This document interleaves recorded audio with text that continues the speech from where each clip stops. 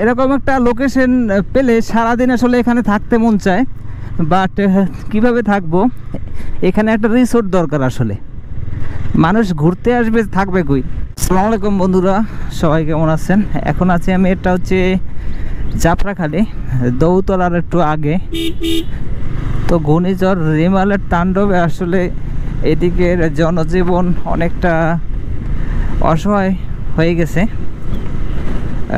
গাছপালা অনেক জায়গায় পড়ে আছে, ফসল আদি কিন্তু একদম পানিতে হয়ে গেছে। এখন কিছুটা কম। কিছুদিন আগে এই লোকেশনটায় আমি একটা ব্লগ করছিলাম, তো যে ব্লগটা আপনাদের ব্যাপক সাড়া দিছে, আপনারা ব্যাপক সাড়া দিয়েছেন যে ব্লগটায়। আমার খুবই ভালো লাগছে আপনাদের অনুভূতি দেখে গ্রামের। তো সেই লোকেশনটা আজকে রিমেলের তাণ্ডবে কেমন হয়েছে লোকেশনটা, সেটা দেখানোর জন্য আজকে সেই একই এলাকা আবার চলে আসছি। তো আশা করি আজকের ব্লগটা দেখলে আগের থেকে আরও ভালো লাগবে। তো অলরেডি আমরা কিন্তু সেই জায়গার কাছাকাছি চলে আসছি। তো এই জায়গাটার নাম কি আমি একটু জানি ভাই, এই জায়গাটার নাম কি? বেশ কি? আর ওই ওই মেতা মঠবাড়ির মধ্যে? এটা মঠবাড়ির মধ্যে? ও আচ্ছা। ইউনিয়ন কি টিয়ারখালী ভাই? ইউনিয়ন কোনটা এটা? টিক্কাটা ইউনিয়নের ভিতরে এটা? ও টিয়ারখালী কত দূর এখান দিয়ে? হ্যাঁ হ্যাঁ। ও আচ্ছা, ধন্যবাদ ভাইয়া, এতদিন জানতাম না এটা ভেস্কি এলাকার নাম। তো দেখেন যে গ্রামের অপরূপ দৃশ্য, এখানে না আসলে কিভাবে বুঝবো?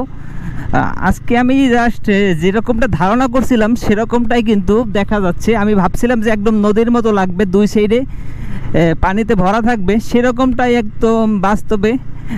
আমি মনে মনে সকালে ভাবছিলাম যে এরকম একটা ওয়েদার দেখতে পারবো, তো যেরকম ভাবনা সেরকমই কাজ হলো। তা আপনারা এনজয় করুন কেমন লাগছে। এই জায়গাটা কিন্তু আমার দেখা মঠবাড়িয়া উপজেলার ভিতরে সবচেয়ে সুন্দর জায়গা এই জায়গাটা।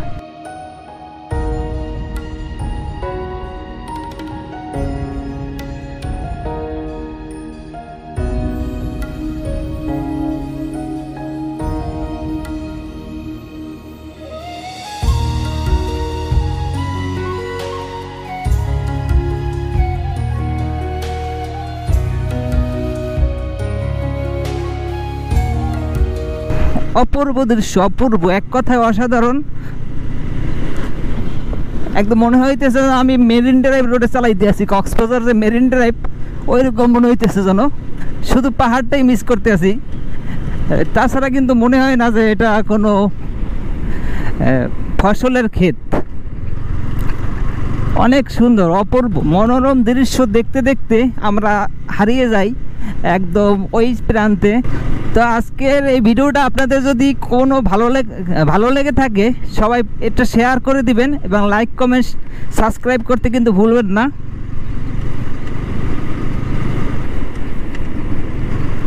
তা আমরা অলরেডি এই প্রান্তে কিন্তু চলে আসছি।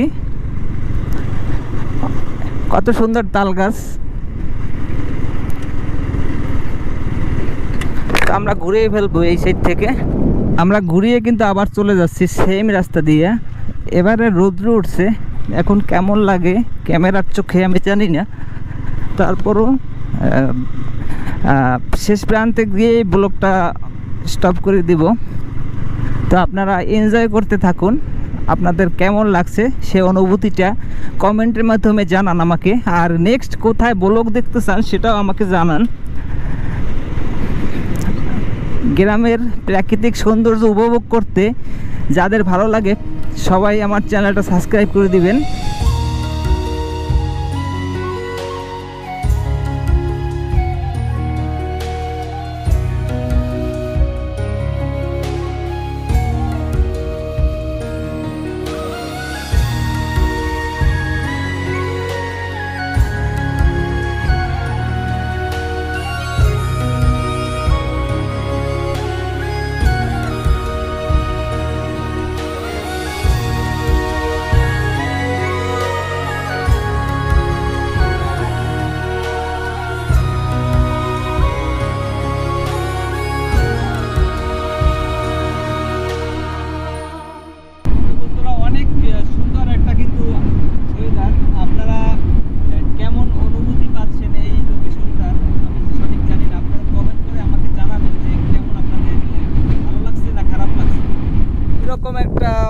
ওয়েদার, এরকম একটা লোকেশন মঠবাড়িয়া উপজেলায় আপনারা আসলে ঘুরতে কিন্তু আসতে পারেন।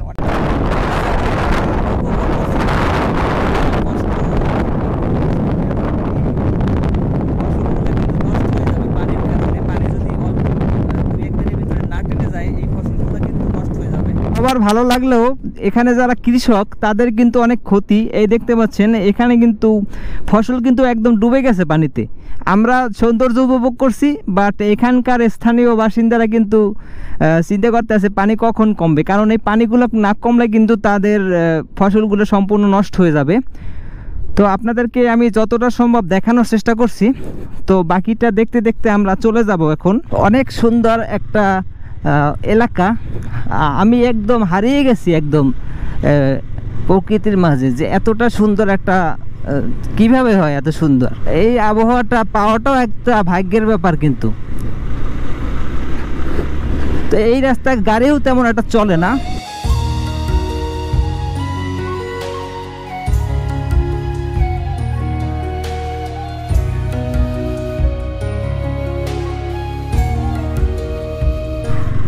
এরকম একটা লোকেশন পেলে সারাদিন আসলে এখানে থাকতে মন চায়, বাট কিভাবে থাকবো, এখানে একটা রিসোর্ট দরকার। আসলে মানুষ ঘুরতে আসবে, থাকবে কই, আর এরকম পরিবেশ তো সারাক্ষণ থাকবেও না। দেখা যায় 2-4 দিন গেলে এখানে আর এখানের সৌন্দর্যটা অন্যরকম হয়ে যাবে।